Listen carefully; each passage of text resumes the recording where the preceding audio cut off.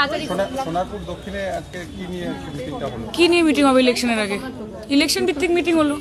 এখন আমাদের ইলেকশন ছাড়া, তবে এটা ঠিক কথা যে তৃণমূল কংগ্রেস 365 দিন রাজনীতির মধ্যে থাকে।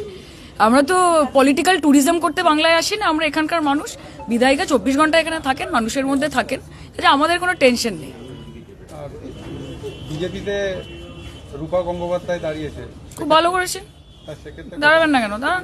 কতটা কঠিন লড়াইটা? কঠিন কেন হবে? উনি নিজে ইলেকটোরাল ফিল্ডে কত বছর ছিলেন, ইনি তো একটা ইলেকশন জিতেছেন। 2016 সালেও রূপাদি খুব একটা সুবিধা করতে পারেননি। মাঝখানে রাজ্যসভাতে একটা টার্ম ছিলেন, অনেকদিন পরে আবার এসি ঘর থেকে বেরিয়ে একটুখানি ধুলো টুলো, জানি না কতটা মাখতে পারবেন, কিন্তু সুযোগ আছে।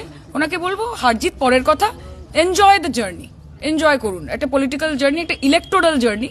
আবার 10 বছর পরে ইলেকশন লড়বেন এবং সম্মান বজায় রাখবেন। আমরা জানি যে রূপাদি খুব সুন্দর কথা বলতে পারেন, মিষ্টি মিষ্টি কথা। এতটা মিষ্টি হলে আসলে আমাদের ডায়াবেটিস হয়ে যেতে পারে, কাজে সেটা আমরা চাইছি না। এবং আমাদের প্রার্থী খুবই ভালো, ভদ্র। আপনার সম্মান যাতে বজায় থাকে, রেসপেক্ট বিগেটস রেসপেক্ট। সম্মান দেবেন, সম্মান পাবেন। এই যে 2 দফার ভোট হচ্ছে, এইটা নিয়ে আপনার কি মতামত? 8 দফা করে দেখেছে, জিততে পারছে না। এবার ভাবছে 2 দফা করে যদি জিততে পারি, পরের বার ভাববে 4 দফা করে যদি জিততে পারি, তারপর ভাববে 3.5 দফা করে যদি। ওরা সবকিছু ট্রাই করে নিচ্ছে, ওরা করুন, যতই করো হামলা, আবার জিতবে দিদিমণি আর আবার জিতবে বাংলা। কালকে যে রাজন্না হালদার তৃণমূল ছেড়ে বিরোধীতে গেছে, গিয়ে নির্দলে প্রার্থীরা দাঁড়িয়েছেন, কি বলবেন? দাঁড়াতে পারে, কি অসুবিধা আছে?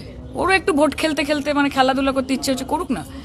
ও আর নির্দল তো না, তো ফান্ডিং কোথা থেকে আছে? আপনারা হাতে ক্যামেরা আছে, মাইক আছে, একটু খবর নিলেই বুঝতে পারবেন, হ্যাঁ না? আমরা তো মধু নিতে বেরোইনি কোথাও থেকে। আমরা বাবুদের মৌচাকে ডিল মারতে বেরিয়েছি। দিল্লির যেই বাবুরা রয়েছে তাদের মৌচাকে ডিলটা মারতে বেরিয়েছি। উনাকে কি বলবো? যে লোডশেডিং এবার আর হবে না, এবং আর লোডশেডিং করে যেতে হবে না। আর কি বলবো?